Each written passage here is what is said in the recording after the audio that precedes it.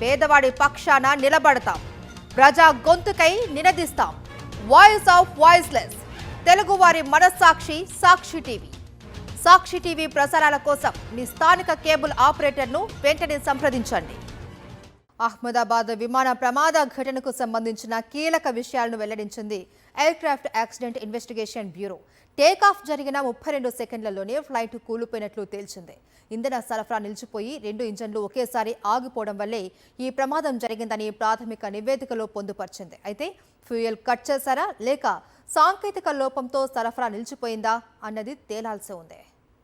June 12న London Gatwick వెళుతున్న Boeing 7878 dream liner విమానం అహ్మదాబాద్ విమానాశ్రయం నుంచి టేకాఫ్ అయిన కొన్ని సెకండ్లకే కూలిపోయింది. ఈ ఘటనలో 260 మంది ప్రాణాలు కోల్పోయారు. దీనిపై దర్యాప్తు జరిపిన ఏఏఐబి ప్రాథమిక నివేదిక విడుదల చేసింది. విమానం స్టార్ట్ అయిన తర్వాత 180 నాట్ల గరిష్ట వేగాన్ని అందుకున్నట్లు ఏఏఐబి నివేదికలో పేర్కొంది. కొన్ని సెకండ్లకే ఫ్యూయల్ సప్లై ఆగిపోవడంతో 2 ఇంజన్లు పనిచేయడం మానేశాయి. ఫ్యూయల్ స్విచ్లు రన్ నుంచి కటాఫ్కు మారాయి. ఆ తర్వాత ఇంజన్ ఎందుకు ఆఫ్ చేశారని ఒక పైలట్ మరొకరిని అడిగినట్లు కాక్పిట్ రికార్డింగ్లో వాయిస్ నమోదైంది. రెండో పైలట్ తాను ఇంజన్ను ఆఫ్ చేయలేదని సమాధానమిచ్చారు. అయితే విమానం టేకాఫ్ అయిన వెంటనే విమానం ర్యాట్ బయటకు వచ్చినట్లు ఏఏఐబి గుర్తించింది. వెంటనే అప్రమత్తమైన పైలట్లు 2 ఇంజన్లను రన్లో ఉంచారు. దాంతో ఇంజన్ 1లో రీలైటింగ్ ప్రక్రియ విజయవంతమైంది.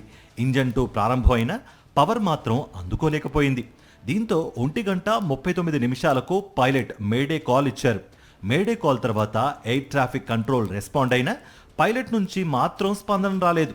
టేకాఫ్ జరిగిన 32 సెకండ్లకు ఎయిర్పోర్ట్ గోడను దాటే ముందే విమానం కూలిపోయినట్లు ఏఏఐబి నివేదిక తేల్చింది. విమానం ఇంధనం చాలా క్లీన్గా ఉందని, ఎలాంటి కలుషితాలు లేవని నివేదికలో పేర్కొంది ఏఏఐబి.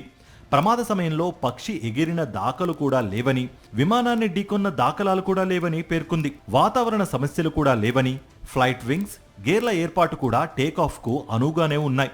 విమానంలో మోతాదుకు మించిన బరువులు కూడా లేవని, ఎంతో అనుభవజ్ఞులైన 2 పైలట్లు ప్రయాణ సమయానికి ఎలాంటి మానసిక ఒత్తిడి లేకుండా పూర్తి ఆరోగ్యంతో ఉన్నట్లుగా ఏఏఐబి పేర్కొంది. విమాన ప్రమాదానికి సంబంధించిన ఫోటోలు, వీడియోల పరిశీలన పూర్తయిందని, ప్రమాద స్థలాన్ని డ్రోన్తో రికార్డ్ చేసినట్లు ఏఏఐబి తెలిపింది.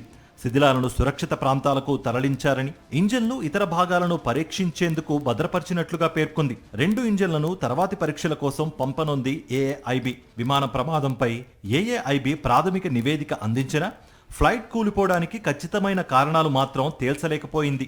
ఇంజన్ ఆగిపోవడం వల్లే ప్రమాదం జరిగిందన్నది స్పష్టమైన, ఇంధనం ఎలా ఆగిపోయిందన్నది $1 మిలియన్ ప్రశ్నగా మిగిలిపోయింది.